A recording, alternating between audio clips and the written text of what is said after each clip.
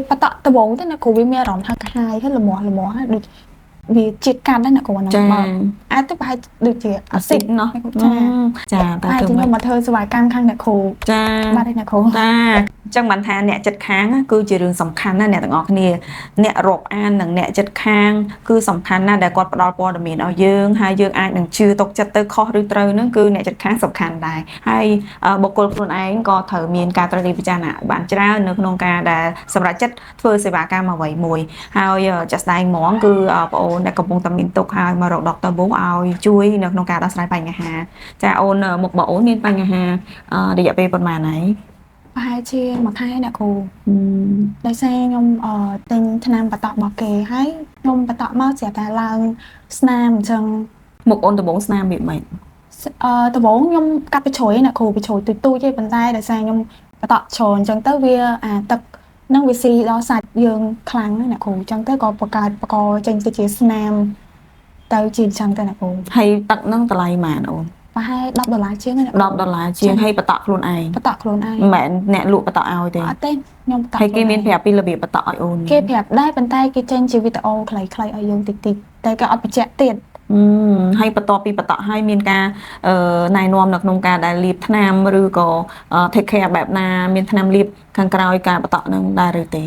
មានតែអ្នកគ្រូគេថាមានសរោមដើម្បីបាត់ស្នាមអញ្ចឹងប៉ុន្តែ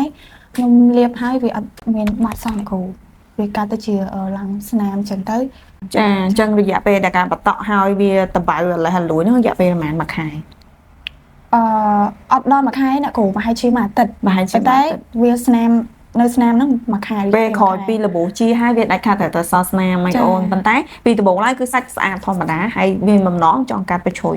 តែពេលយកថ្នាំហ្នឹងមកបតក់មកវាធ្វើឲ្យថ្នាំហ្នឹងវាស៊ីអាសាស្បែកយើងខាងក្រៅនឹងថែមទៀតเนาะពេលបតក់ដំបូងទៅអ្នកគ្រូវាមានអារម្មណ៍ថាកាហាយហើយល្មមដូចវាជាតិកាត់ដែរអ្នកគ្រូហ្នឹងអាចទៅប្រហែលដូចជាអាស៊ីតเนาะចឹងបានថាបងប្អូនទាំងគ្នាមិនមែនតែអូនស្រីទេដែលគាត់មានបញ្ហាទទួលរងផលប៉ះពាល់បែបហ្នឹងគឺមានច្រើនមែនតើដកតប៊ូទទួលបានអតិថិជនដែលមានបញ្ហាហើយនឹងវិបត្តិស្រីបែបហ្នឹងច្រើនអ្នកហើយក៏ជួយបានស្អាតបានច្រើនអ្នកដែរគាត់ថាស្ដាយណាស់មិនបានស្គាល់ដកតប៊ូមុនហ្នឹងមែនទេអូនចាសូម្បីតែអូនចូលមកដល់ដំបូងក៏ចឹងដែរថាស្ដាយមែនតើដែលអត់បានស្គាល់ដកតប៊ូមុនហ្នឹងបើសិនជាស្គាល់អ្នកគ្រូស្គាល់ដកតប៊ូមុនហ្នឹងអូនមិនស្នាមបែបហ្នឹងចាតែខ្ញុំមកធ្វើសវកម្មខាងអ្នកគ្រូចាបាទអ្នកគ្រូចាកាត់ដាច់រយកាត់បញ្ជួយតែបន្តិចសោះខ្ញុំកាត់ខុសអីហើយបាទខ្ញុំឃើញខាង clinic របស់អ្នកគ្រូចាអូនជួយឲ្យសោកស្ដាយហ្នឹងហើយអញ្ចឹងសូម5ផ្ញើទៅអ្នកដែលគាត់មានចំណាប់អារម្មណ៍នៅក្នុងការចង់កាត់ដាច់រយ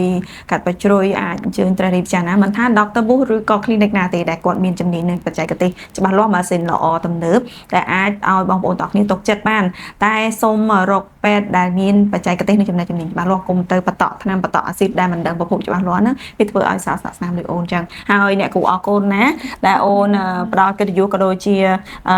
សារផ្ដាំផ្ញើនេះទៅដល់បងប្អូនប្រជាពលរដ្ឋខ្មែរដែលចង់បំបត្តិបញ្ជួយចង់កាត់បញ្ជួយអាចរយដូចអូនហើយកុំឲ្យធ្វើខុសដូចអូនចឹងទៅគឺនាំឲ្យសស្លាកស្នាមចាពីព្រោះថាបុគ្គលម្នាក់តែងតែមាន privacy រៀងខ្លួនមានអាកំបាំងរៀងខ្លួនដែលផ្សិនជាអ្នកខ្លះទៀតមានបញ្ហាដូចអូនហើយគឺមានបញ្ហាផ្លូវចិត្តហ្មងជំងឺផ្លូវចិត្តហ្នឹងគឺកាត់ឡើងហ្មងហើយមិនហ៊ានចេញទៅប្រឈមមុខជាមួយនឹងមជ្ឈដ្ឋានមិនចេញទៅប្រឈមមុខជាមួយនឹងញាតិជិតខាងវិញទៀតទេគឺពាក់ម៉ាស់ឃុំខ្លួននៅក្នុងផ្ទះមិនហ៊ានចេញទៅណាហើយកើតជំងឺបាក់ទឹកចិត្តទីផងអញ្ចឹងហើយអ្នកគ្រូគឺនិយាយដល់ថាអរគុណអូនដែលបាន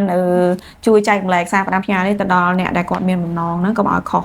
ចឹងទៅវាខាតពេលខាតលុយហើយឈឺសាច់ទៀតសស្លាកស្នាមទៀតដែលត្រូវមកព្យាបាលនៅ Dr. Bush ហើយអ្នកគ្រូពេទ្យនឹងធ្វើការព្យាបាលជូនគាត់ដោយការចាក់ស្ទឹមសែជាមួយនឹងម៉ាស៊ីនទំនើបចាស់